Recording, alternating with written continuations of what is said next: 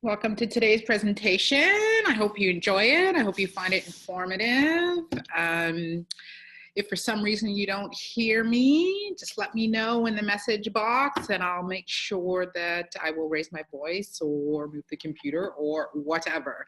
But let's see the time. It is now 12:15, so let's get started. We don't have a lot of time. My name is Michelle Osborne. I am the Communications and Program Coordinator for the Quebec City Reading Council. I also happen to be the Project Coordinator for the Community Learning in Action Project. And this year, in 2019, we are focusing on digital literacy. And we are partnering with the Eastern Quebec Learning Centre on this initiative. Sorry, excuse me. I'm just going to put that up a bit. And we're very excited about this project. So I'm glad you could join me today. Today is the first day of our digital literacy webinar series, our Lunch and Learn series, where you can come and learn something. We have blocked a full hour for the presentation. It might not take a full hour, it might, but we always like to leave at least 10-15 minutes at the end in case anybody has any questions or comments. We are very excited about this project and today's presentation. First thing I want to say is that this digital literacy project runs from now, today, February the 19th, and it goes until the middle of June. And so if we look at our schedule, I'm just going to take a peek because I can't remember it all. This month is all about internet and social media awareness. So next week, this time at 12:15 on February the 26th, if that's correct, February 26th, we are going to be talking about digital footprints. So don't miss that opportunity to watch that presentation. A lot of people don't know what digital footprints mean, and some of you do know and want to know more about it. So we are happy to present that. The next month in March is all going to be about essential skills for the workplace and digital literacy. So that is a huge month. We're going to be talking about learning to find remote jobs online. We're also doing a full day workshop on building a resume online using HTML and CSS.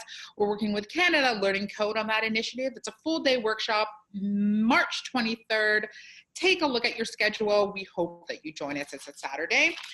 And then in April, it's all about entrepreneurship. And that is a really, really great topic because in Quebec, if you're an English speaker and you are having problems or challenges finding jobs because of the language barrier, maybe being an entrepreneur is an option for you. So we're going to be talking about branding and everything in that. And then in May, it's all about online navigation and how to maintain your computer. And then we're going to end it off in June with financial literacy. And so we're totally so excited about this series. We're going to be doing more Facebook Lives. I hope you've seen a couple of them.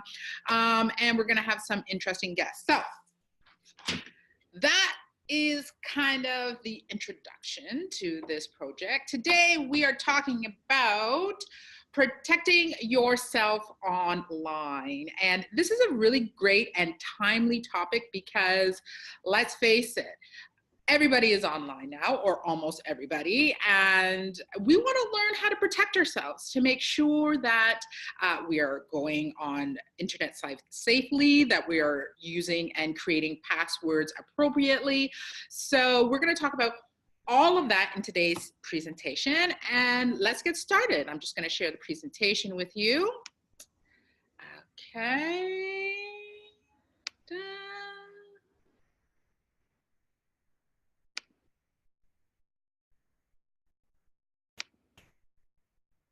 Okay, here we are, protecting yourself online. And if for some reason you cannot see this presentation, just raise your hand, put up a flag, and I will try to fix it for you. So let's start. Protecting yourself online and what we are going to cover today. We're going to talk about ways to avoid scams on the internet. I know a lot of you know about the scams and everything that are going on, but we're going to address that. How to protect yourself while using the internet, virus protection plans, tips and suggestions on that. Things to avoid sharing online. I think some people might be sharing a little bit too much information, and so we're going to talk about a little bit about that and how to do that best. Passwords, best practices. And this is going to be a really interesting one. I have a video that I'm going to use to explain the passwords, because they had some really great ideas. We get a lot of questions about passwords because we have a million passwords. It's insane, right?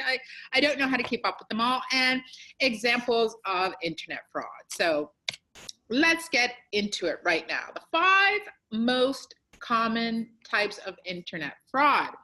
Stolen credit cards, okay? And if you have not been a victim of stolen credit card fraud, then you probably know someone who has. And so we're going to address that to learn how to protect yourself better while you're using your credit card online. Untrustworthy websites as well. And so one of the things about using the untrustworthy websites is that we don't know sometimes when they're untrustworthy or not. So we're going to address that. Also, we're going to talk about lotteries. I know some of you know about lotteries and all that kind of stuff with going online, and fake auctions. Oh, this is a big one that a lot of people aren't aware of. We'll talk about that, and email scams.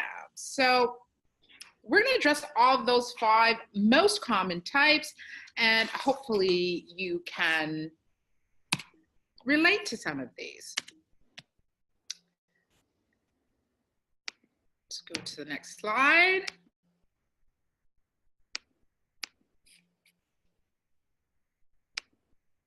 Okay, first we'll go to stolen credit cards. So it's probably one of the most common types of crimes, because a lot of the time we're shopping online, we're paying bills online, and it has a credit card information. So whenever we put our information online, we have to be really careful. So first of all, make sure your credit card is always with you, and that will be a big help when using it for your online things.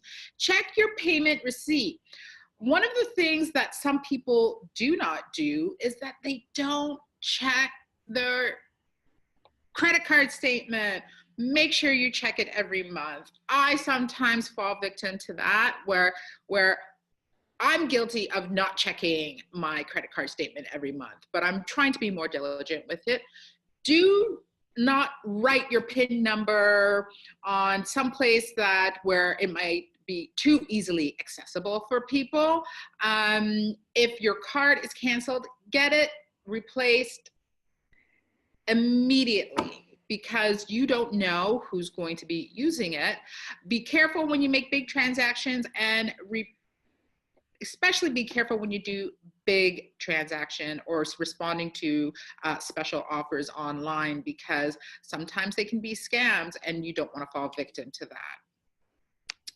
that. Let's talk about fraudulent emails for a second here. So sometimes fraudulent emails look like real emails, and I'll give you an example.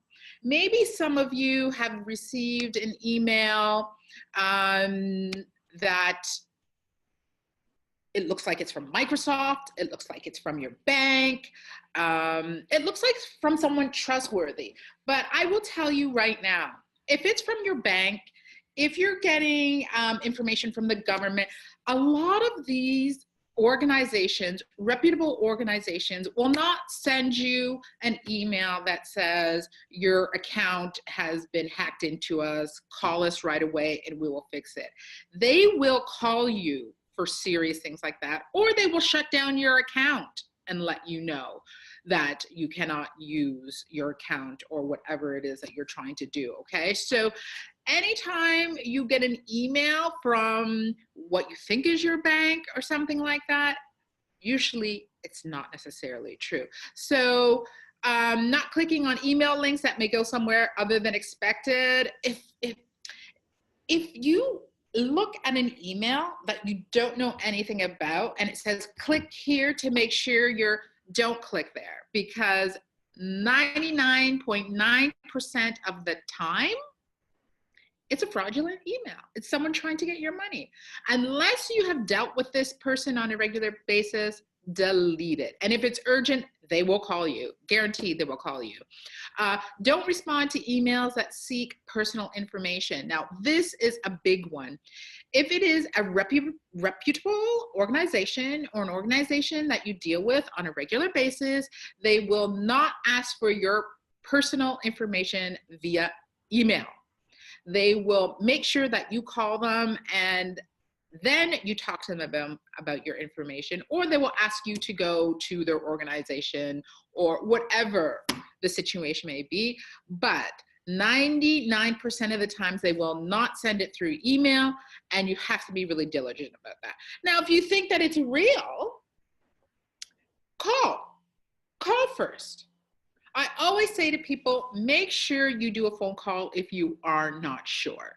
Do not click on any links. Do not put any personal information, especially when it comes to doing your birth date, your social insurance number, or your banking information. Don't do it. Call the organization, see if they sent you an email, and that will save you a lot of trouble. And ignoring emails that try to solicit funds for charities, that's a big one. Please do not do the online charity contribution, because a lot of emails that you get are fake. So make sure you contact organizations before you do any of that. And last but not least, the 401 email. You are saying, what is the 401 email? The 401 email is a scam, which a sender requests emails asking to transfer a huge amount of money into an account, and it's called also the advanced free fraud, and it's a Nigerian scam. And so an example is, have you ever received those emails from someone saying that they have inherited, $10 million and they want to give you part of that fortune, but they need some account information from you and personal information from you to do that? I think we've all received that at least once in our life, maybe once or more. And that's called the 401 email scam, or the Nigerian scam, which is all about transferring huge lump sums of money. Delete the email. Don't click on anything. Don't offer anything if you're not sure. Above all, delete it. And if it's important, the people will call you. Next, let's talk about lotteries. So lottery scams, they persuade you to think that you've won some money in a draw online, and they will ask you for information in order for you to win this prize. Now, I don't know about you, but if I'm going to win a prize, I am going to want to talk to somebody on the phone and go in and see the official documentation that I've won this prize. In fact, one time someone even called to tell me that I won a big prize that I had entered, and got me so excited about it. And then they started asking for my personal information, including credit card, to make sure that I locked down this prize. I want to say, if you have won money, they will call you. And if you are not sure, delete the email.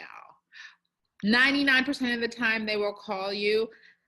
The other percent of the time, it's just fake. So don't fall prey to that. You can tell that it's fake because you've never entered the lottery.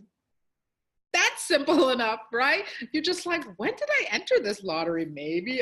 No, if you don't remember entering any lottery, you know for sure it's fake. When you're asked to give personal information, especially for something you don't know about, it's fake.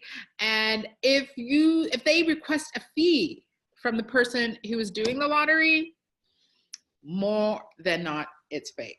So make sure that you are very diligent with lotteries. And I know some of you get excited and you're like, but it really looks real. If it is really real. Another thing you could do too is always Google the organization online.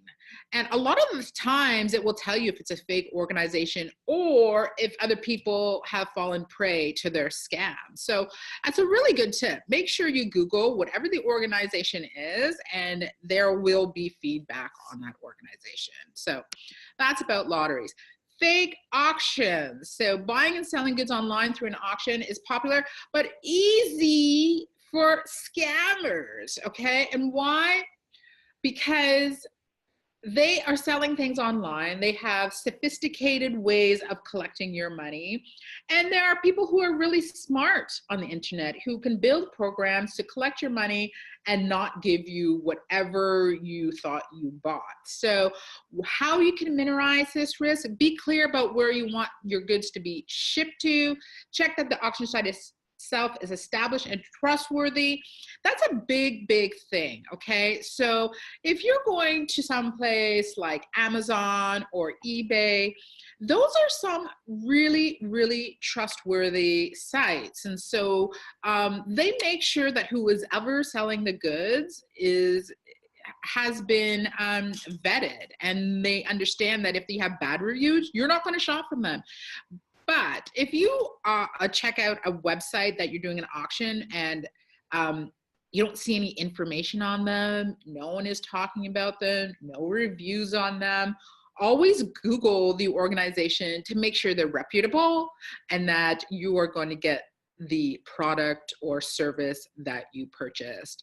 Avoid new sellers. This is a big one because sometimes there is a product that you want, but it's a new seller and there's no reviews on the person. So you are taking a risk when it is a new person that they have no backup, no reviews, and you just have to be okay knowing that they're a new seller. But be careful with those ones because everyone has been a new seller at one time and they have to build their reputation. And we all understand that. That's just like anything in life.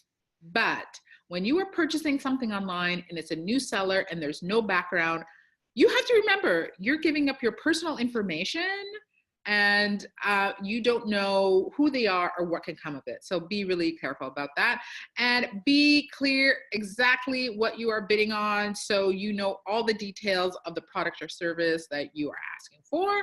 And the more you are clear, the better you are at knowing if it's going to be a fake purchase or not.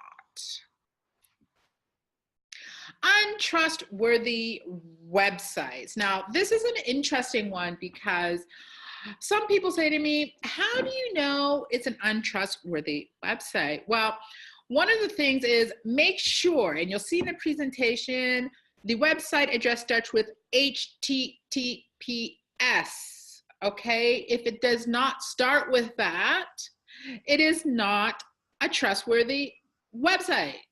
It is someone who is trying to scam you. A lot of people don't know that. Always check that there's an HTTPS at the beginning.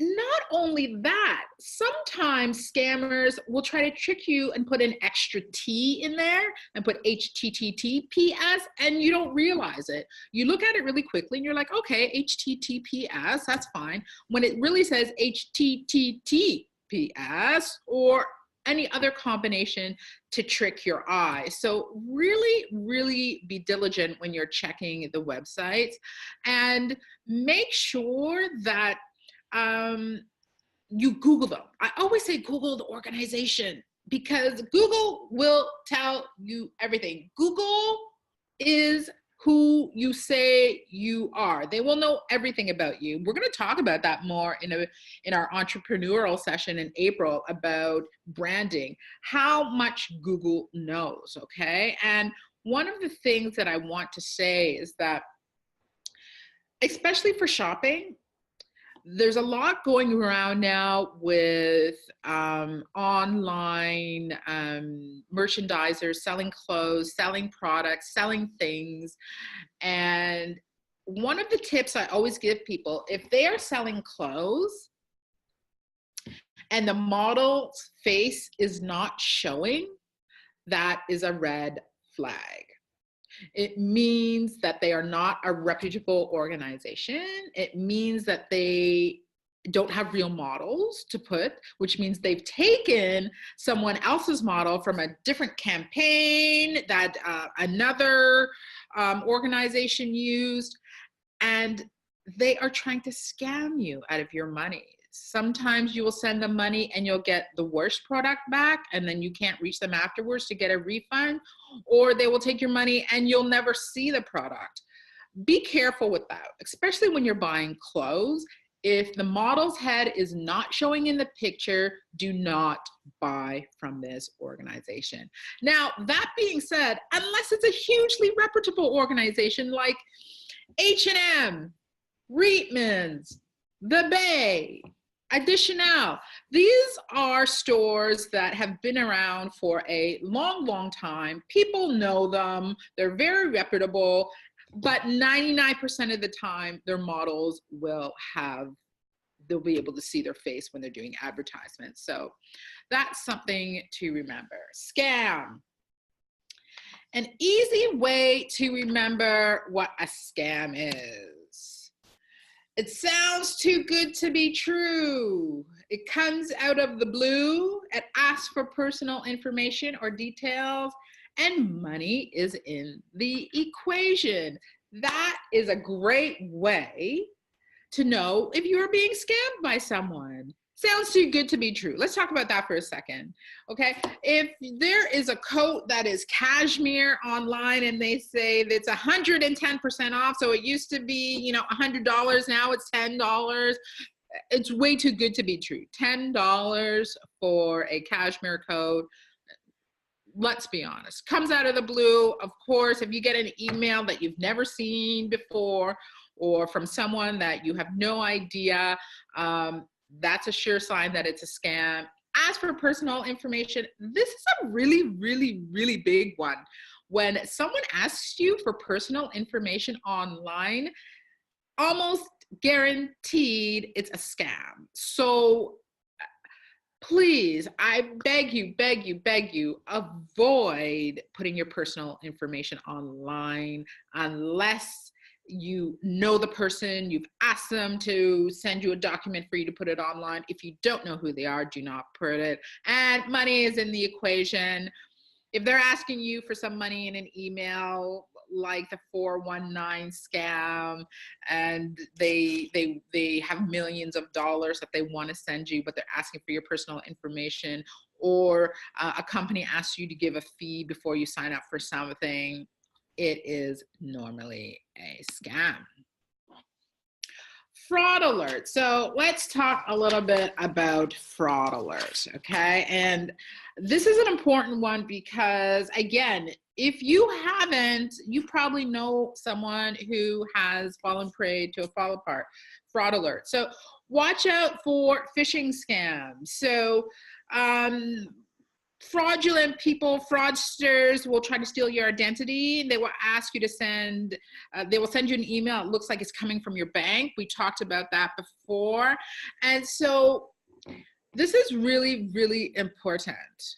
Okay, so let's say you get an email and it looks like it's from your bank. Look very carefully at the details, because the HTTPS will more than likely not be in the web address if it's a fraudulent email that they're asking you to click on, okay? Also, there's little parts of the email that look real, but that are not real. And that you will clearly notice in your email. But I beg you, when you look at the email address, that will tell you a lot about if it's a scam or not. Don't fall prey to social engineering. It's just deception. Social engineering is just deception and manipulation from someone to get your information to make sure they can get what they want. Keep your information private. We cannot stress this enough. We're in an age where we do so much online, we shop online, we bank online, and we have so many different passwords and things like that, that it's hard to keep up with our information and know where to put it. And we're going to talk about that a little bit later, because this is one of the reasons why so many people get cheated or frauded, because they do not keep their information private, especially if you are on a public computer. If you're on your personal computer at home and you have your own password and things like that, that's one thing. When you are on a public computer, I would refrain from, you can do your banking, but do not save any banking passwords or your banking card online if you're on a public computer. So when you're on a public computer, make sure there is no online password saving. Make sure there is no account details or personal information saving. Make sure you, I would say, empty the history of the computer before you leave the computer, especially if you are on a public computer. This will help keep you safe. Okay. Never allow remote access. And this happened to me once. It was really, really scary. I was at home working on some project. I was on the internet, and it got a pop-up saying that I had a virus in my computer, and my computer was beeping and I didn't know what was going on. And then it said, call this number right now or you are going to lose the information in your computer. And I did not know what to do. My computer was beeping. It was not my computer. And so I called the phone number and they asked for remote access to my computer. And as soon as they did that, it was a red flag for me because I didn't know the organization. And it was a challenge for me to give, personal access to someone I did not know. And then they were asking me to give them money to make sure they could clean up my computer or my computer was going to shut down. So I immediately left the phone call, turned off my computer, and then my computer worked fine. That was a scary moment where I could have easily given all of my personal information and then they would have had access literally to my life in my computer. So never, ever, ever, ever allow someone remote access to your computer. And of course, watch out for bogus websites. Remember, I was talking about that HTTPS, making sure that it is a valid web address, and that will help you along. So passwords. This is a really interesting section because, I get a lot of questions about passwords. How many passwords do you need? How many passwords do you have? Really, we have 1 million passwords and we just don't know how to keep up with them all, me included. And so how many do you need? Well, it really depends how many passwords you need. There's a rule of thumb that is, you use it for, you need 3 types of passwords: one for banking, one for entertainment, and one for email. So you can have 3 sections of passwords. And I'm going to show a video really shortly after this because I think it really touches well on how to develop a password that is right for you. What's the best way for me to remember my passwords? Well, there's different ways to remember. Learning how to do a password phrase, or using songs for a password, or even using some online applications that you can save your passwords in, which a lot of people do. Some people don't like to do that because then they're just like, that's just another thing that I have to remember. And what should your password contain? Letters, numbers, symbols. The best passwords contain a combination of those things. And one of the things that people don't realize is that a space bar, pushing the space bar, is also considered a special symbol. And some websites don't allow that, but some do. And so what I want to do is quickly play this video. It's just under 5 minutes for you, and that will talk to you about passwords. So we'll share that. Da-da-da.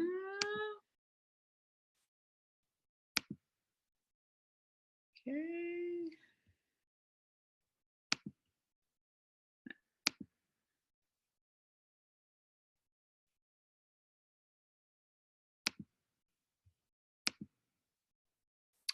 And here we go. Scammers, hackers, and spammers are all trying to gain access to your accounts. They have thousands of ways to trick you, so your initial line of defense is a fortified password they won't be able to crack. In this project, we're exploring 6 digital life hacks for building strong and secure passcodes.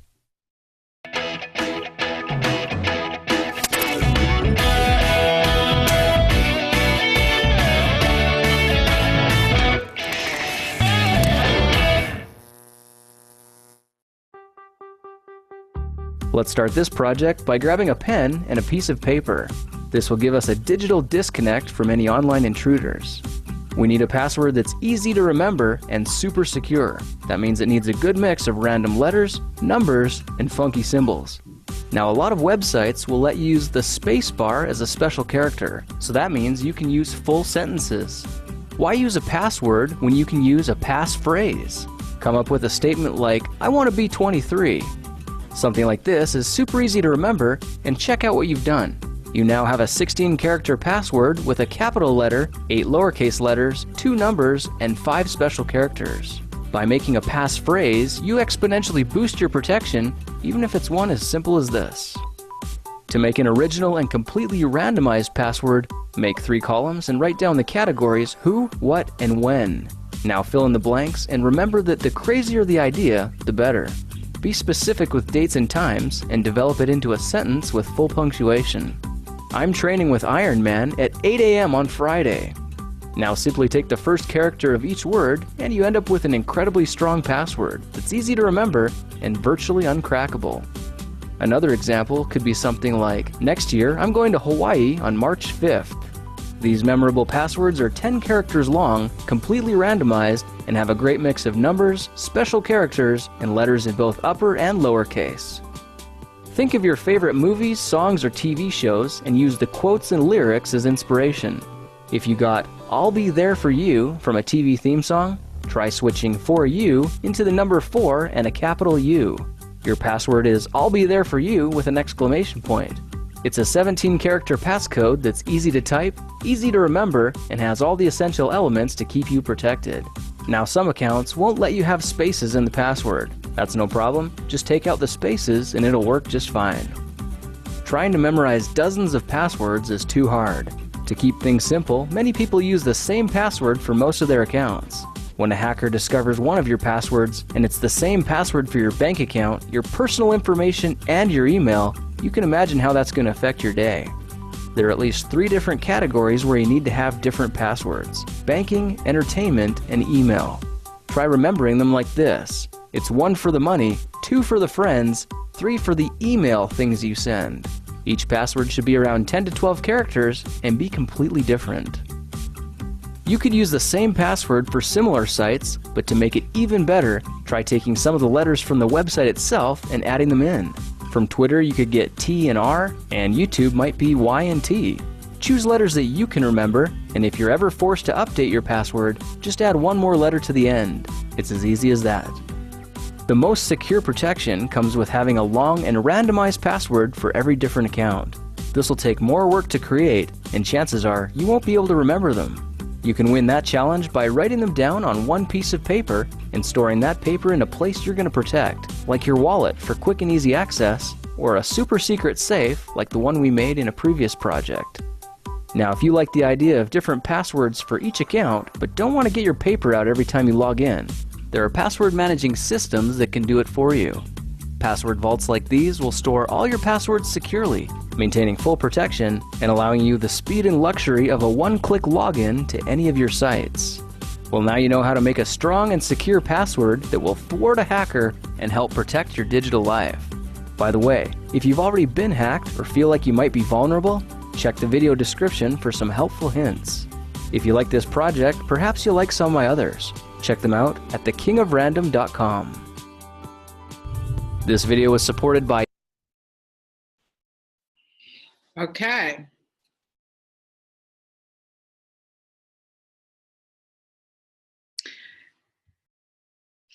Now we go back to the presentation. There we go.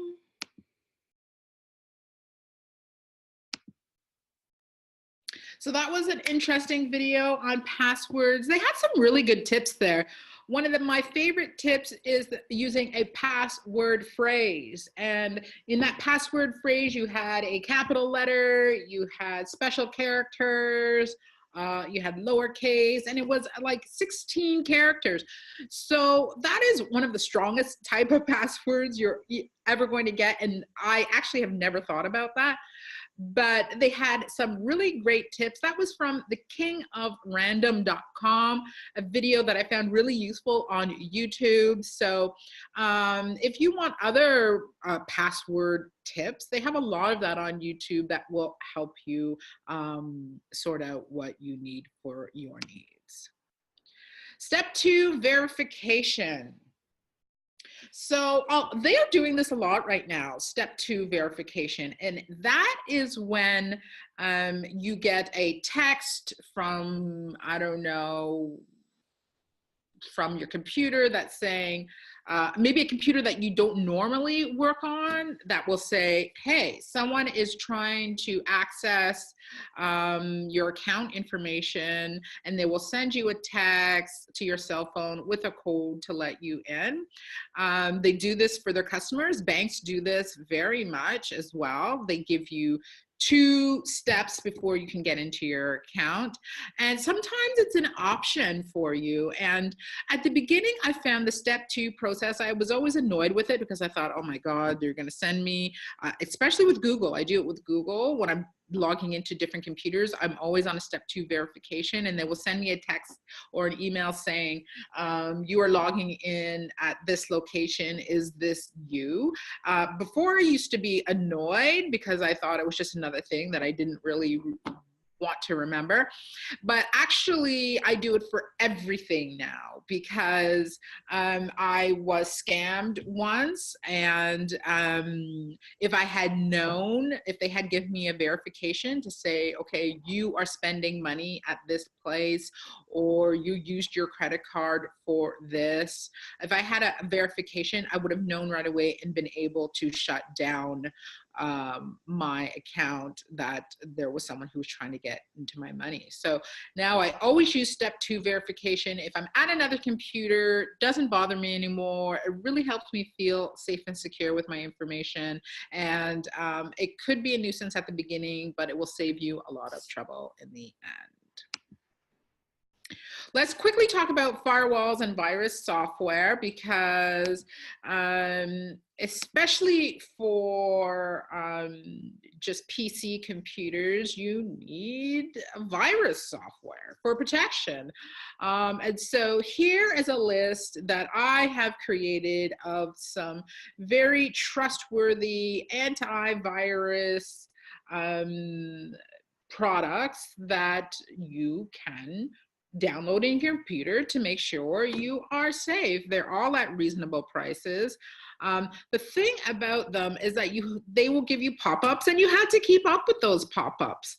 Mac computers are a little bit different. They have the kind of their own system for virus protection, but for PCs, it's important to make sure that you have something installed on your computer. A lot of this information we received from getcybersafe.ca. So this is from the government of Canada. I provided the link here. So if you want to look at any of this information or find out more, please feel free to log in online. And so if there are any questions at all, you can ask me right now. I hope this presentation was informative and interesting, and maybe you learned something that you didn't know. So until next time, any questions? Okay, perfect. Thank you for tuning in today for Protecting Yourself Online. Again, my name is Michelle Osborne. I work for the Quebec City Reading Council. I manage the Community Learning and Action Project. And don't forget, next week at the same time, Tuesday, February the 26th at 12:15, we are going to be talking about digital footprints. I'm really excited about that one. I like talking to people about that, things they don't know, how you are representing yourself online, what you are putting online, and how to make sure to do it responsibly. Until next time, everybody, I hope you have a fantastic Tuesday, and make sure you check us out online, www.qcrc.org, and we will help you see your potential. Have a great day.